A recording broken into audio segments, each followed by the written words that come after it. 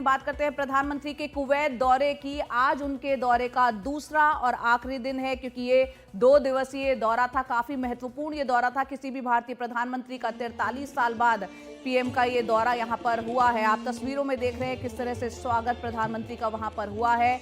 और आज प्रधानमंत्री कुवैत के अमीर शेख मिशाल, क्राउन प्रिंस और प्रधानमंत्री के साथ बैठक करेंगे। इस दौरान दोनों देशों के बीच कई समझौतों पर हस्ताक्षर भी हो सकते हैं।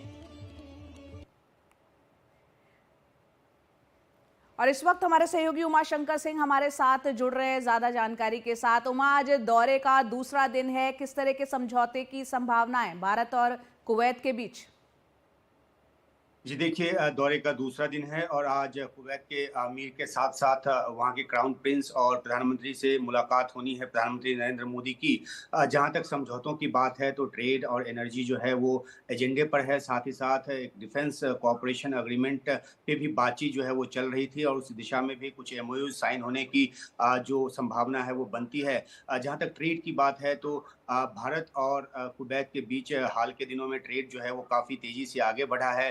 अगर 2022 21-22 की बात करें तो भारत का जो निर्यात था वो 34% बढ़ा है और अब 2 बिलियन डॉलर के आसपास का आयात हो गया है, निर्यात हो गया है कुवैत को। और अगर द्विपक्षीय ट्रेड की बात करें तो वो जो 10 बिलियन के आसपास है, जिसमें और बढ़ोतरी की जो संभावना है वो जताई जा रही है। कुवैत एक ऐसा देश है जो तकरीबन 3% जो तेल है भारत की जरूरत का वो उसको पूरा करता है और इस सेक्टर में भी और ज़्यादा जो बढ़ोतरी है वो हो सकती है। तो 43 साल बाद जब भारत के प्रधानमंत्री का दौरा हो रहा है कुवैत का, तो एक जाहिर सी बात है कि इसमें बहुत सारी ऐसी चीज़ें जो हाई प्रोफाइल विजिट की वजह से रुकी हुई हों या जो इस दौरे की वजह से जिसको गति दी जा सकती है, उसकी संभावना बनती है। अगर पहले दिन के दौरे की बात करें तो प्रधानमंत्री नरेंद्र मोदी ने वहाँ पे भारतीय जो कामगार जहाँ रहते हैं उस कैंप का दौरा किया और इसका एक सांकेतिक महत्व था, क्योंकि हमने देखा जून में ही 45 भारतीयों की आग लगने से वहाँ पे मौत हो गई थी। तो उनकी जो सुरक्षा है, उनके जो रहन सहन का स्तर है वो एक बहुत बड़ा वहाँ मुद्दा रहा है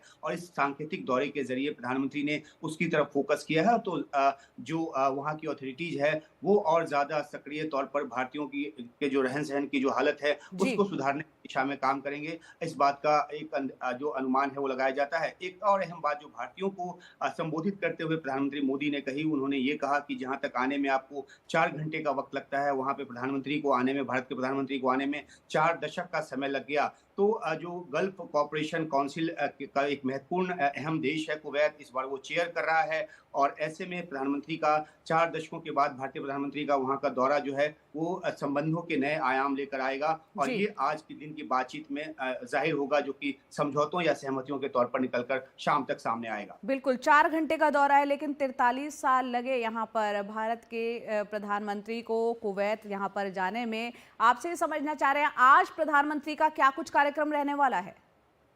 जी देखिए, आज अगर भारतीय समय के हिसाब से बात करें तो 12:15 साढ़े 12 बजे के आसपास उनको गार्ड ऑफ ऑनर दिया जाएगा। उसके बाद पहले कुवैत के अमीर से उनकी जो मुलाकात है वो होगी, क्राउन प्रिंस से होगी और फिर प्रधानमंत्री से उनकी मुलाकात होगी। और इन मुलाकातों में जाहिर सी बात है कि न सिर्फ द्विपक्षीय संबंध जो है उसको मजबूती देने की बात होगी, बल्कि जो रीजनल जिस तरह के तनाव का माहौल जो है पश्चिम एशिया में फैला हुआ, और कुवैत जो है एक बहुत ही महत्वपूर्ण स्थान रखने वाला देश है, तो उनके नेतृत्व के साथ प्रधानमंत्री की रीजनल जो इश्यूज हैं उसके मुद्दे पर भी बात होगी और वैश्विक मुद्दों पर भी बात होगी।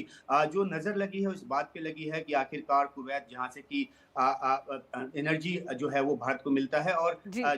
एक डिफेंस अग्रीमेंट को लेकर भी जो बातचीत चल रही थी उस सिलसिले में क्या कुछ प्रगति होती है। तो आज ये 3 जो अहम उनकी मुलाकात है, उसके बाद एक प्रेस कॉन्फ्रेंस है। तो जो कुछ भी आउटकम होगा इस दौरे का को विस्तार से बताया जाएगा विदेश मंत्रालय की तरफ से। लेकिन इतना जरूर है कि जब 43 साल बाद भारत के प्रधानमंत्री वहां पर हैं और वहां की जो तमाम लीडरशिप है उनके साथ एक के बाद उनकी बैठक है, तो जी। निगाह इस बात पे है कि आखिरकार दोनों देशों के रिश्तों में और किस तरह की मजबूती जो है वो आती है और किस तरह की प्रगाढ़ता दोनों देशों के बीच में आती है, इस पर नजर रहेगी। बहुत बहुत शुक्रिया उमा, तमाम जानकारी हमें देने के लिए।